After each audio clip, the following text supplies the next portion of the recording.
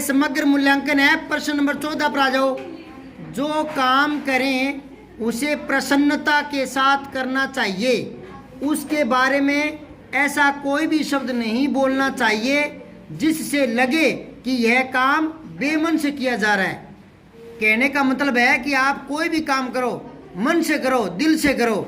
यूँ नहीं कि आप किसी के दबाव में काम कर रहे हो या मन मार कर काम कर रहे हो। जो काम मन से किया जाता है ना, वही अच्छा फल देता है। ऐसा भी नहीं लगे कि जैसे काम करके हम किसी पर एहसान कर रहे हैं। एक और है, कई लोग काम तो कर देते हैं फिर गिनाते हैं, तो काम करके गिनाना नहीं चाहिए। नहीं समझे क्या? तो किसी पर एहसान नहीं करना चाहिए, एहसान की भावना से काम नहीं करना चाहिए। हमें किसी को कोई वस्तु देनी नहीं चाहिए, दें तो पूर्ण उदारता के साथ और प्रसन्नता के साथ देना चाहिए। एक कहावत है कि मांगो उसी से जो दे दे खुशी से, कहे ना किसी से। अगर हम गरीब हैं या कोई मुसीबत आ गई, अगर हमने किसी की सहायता ले ली, कुछ पैसे या कुछ रिश्तेदार से, दोस्त से मांग लिए और वो बार बार गिनाएगा, हमारी बेइज्जती कराएगा, तो ऐसे व्यक्तियों से उधार भी नहीं लेना चाहिए। तो मांगो उसी से जो दे दे खुशी से और कहे ना किसी से। कहे ना किसी से मतलब है चुगली ना करे, गिनाता ना रहे, एहसान ना जताए। एहसान जताने वालों से नहीं लेना चाहिए, ठीक है। यदि हमें इनकार भी करना पड़े तो उसमें अधिकार और अभिमान की गंध नहीं आनी चाहिए। मतलब कोई जबरदस्ती से काम करवाया जाए या जिसमें घमंड, अभिमान होता है, घमंड की भावना हो, ऐसा काम नहीं करना चाहिए। हमारी इनकार भी शिष्टता के साथ होना चाहिए। अगर हम कोई हमारे से सहायता मांगता है और हम नहीं कर पाते तो इनकार करते हैं ना, मना करते हैं। तो इस प्रकार की भावना से मना करना चाहिए जैसे अगले को कुछ गलत महसूस ना हो। मतलब सीधे सपाट शब्दों में, कठोर शब्दों में जवाब नहीं देना चाहिए। एक कहावत है पुरानी कि गुड़ नहीं तो गुड़ जैसी बात दो।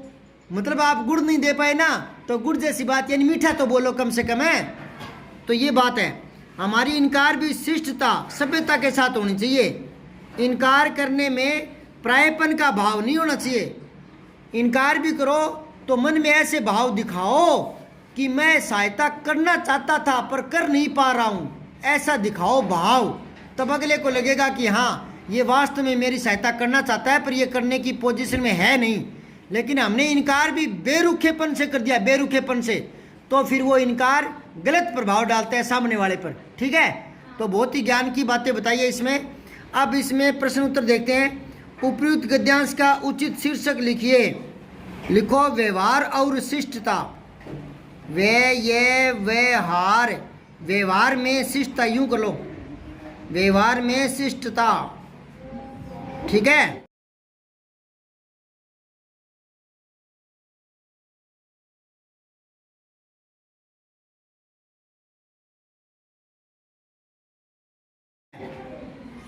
अगला है, हमें किसी भी कार्य को किस प्रकार करना चाहिए? शिष्टता के साथ, बिना एहसान के, मन से। क्या लिखोगे? मन से। पहले शुरुआत ऐसा करो, हमें कोई भी कार्य मन से करना चाहिए, मन से करना चाहिए, ठीक है। आप किसी का काम नहीं कर सकते, आप किस प्रकार कार्य को नहीं करने के लिए मना करते हैं? लिखिए। मतलब आप किसी का काम कर नहीं सकते, है ना, इस प्रकार की कंडीशन है। तो आप किस प्रकार कार्य को नहीं करने के लिए मना करेंगे? शिष्टता के साथ। क्या? शिष्टता के साथ मना करेंगे, मना करेंगे, शिष्टता के साथ मना करेंगे। निम्नलिखित शब्दों का अर्थ लिखो। अभिमान क्या होता है? घमंड। अभिमान घमंड। और गंध क्या होता है? बू, बदबू। देखो बदबू की बात नहीं है, देखो गंध है ना, गंध जो ना वो दो प्रकार की होती है। एक तो होती है सुगंध, एक दुर्गंध। ये दो प्रकार की गंध होती है, सुगंध और दुर्गंध। तो वैसे ही बू भी दो प्रकार की होती है, बदबू और खुशबू। क्या? बदबू और हाँ खुशबू। तो बू और गंध एक ही बात है, अंग्रेजी में स्मेल बोलते हैं ना। निम्नलिखित संवाद को आगे बढ़ाओ। संवाद बोलते हैं जब दो जनों का वार्तालाप होता है ना, आपस में बात करते हैं। तो इसने बात शुरू कर दी, आगे आपको पूरी करनी है। केशव गर्मी की छुट्टियों में, केशव कह रहा है कि गर्मी की छुट्टियों में इस बार माउंट आबू चलेंगे। तो शिवानी बोली नहीं, इस बार जैसलमेर चलेंगे। तो केशव बोलता है कि जैसलमेर क्या करेंगे, पिछली बार गए थे ना। तो शिवानी कहती है कि पिछली बार, लिखो पिछली बार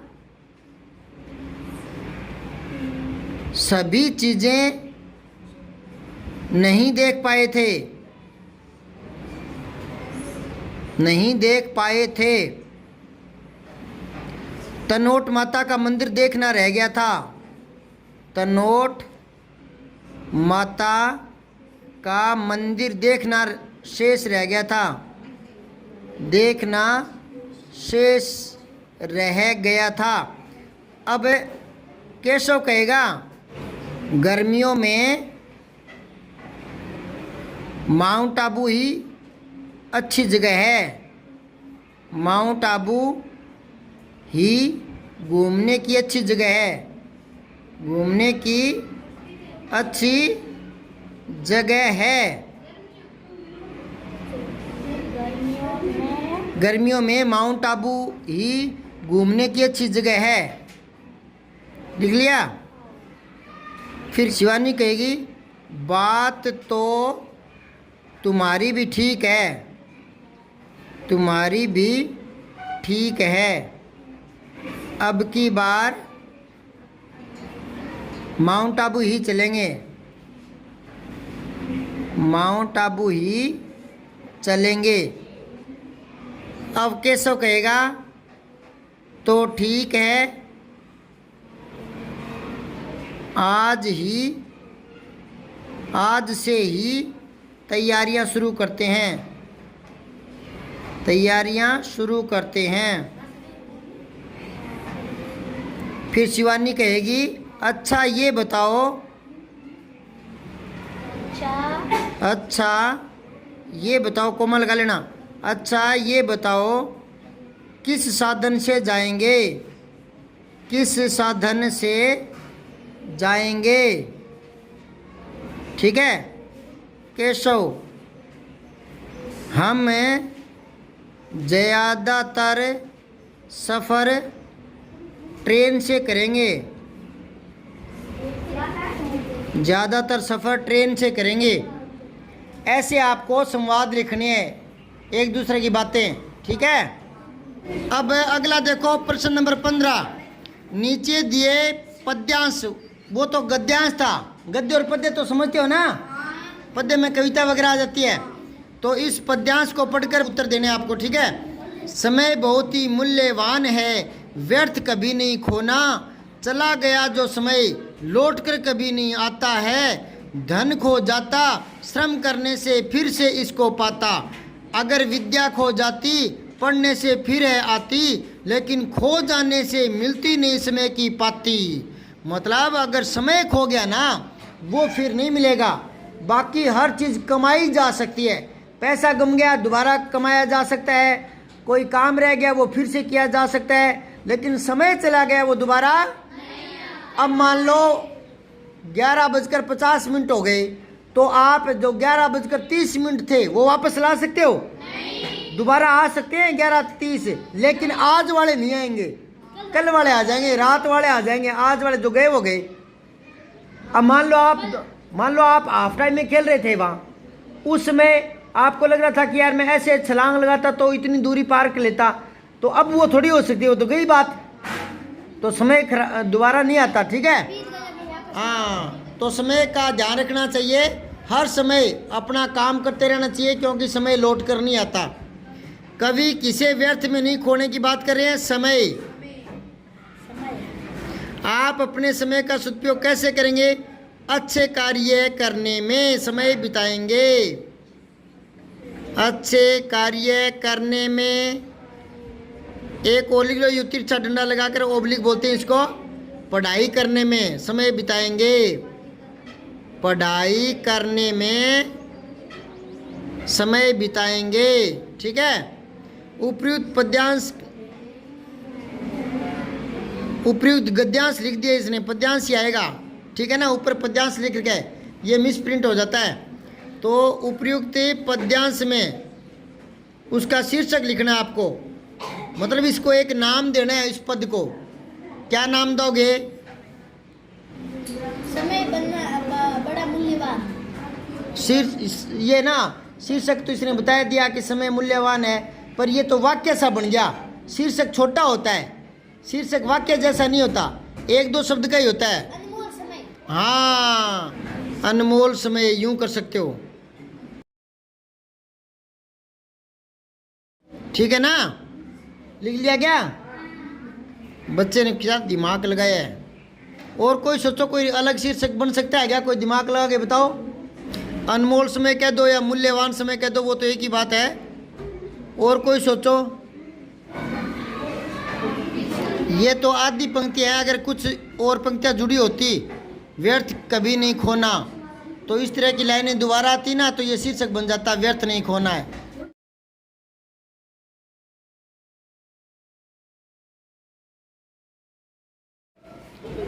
अगला देखो, कविता के अनुसार हम कौन कौन सी खोई हुई स्थिति पुनः प्राप्त कर सकते हैं? क्या क्या पुनः प्राप्त कर सकते हो? धन प्राप्त कर सकते हो, और पढ़ाई फिर से प्राप्त कर सकते हो। छोड़ी हुई पढ़ाई फिर से शुरू की जा सकती है, लेकिन समय प्राप्त नहीं किया जा सकता। ठीक है। सब्सक्राइब करके बेल आइकन जरूर दबाएं।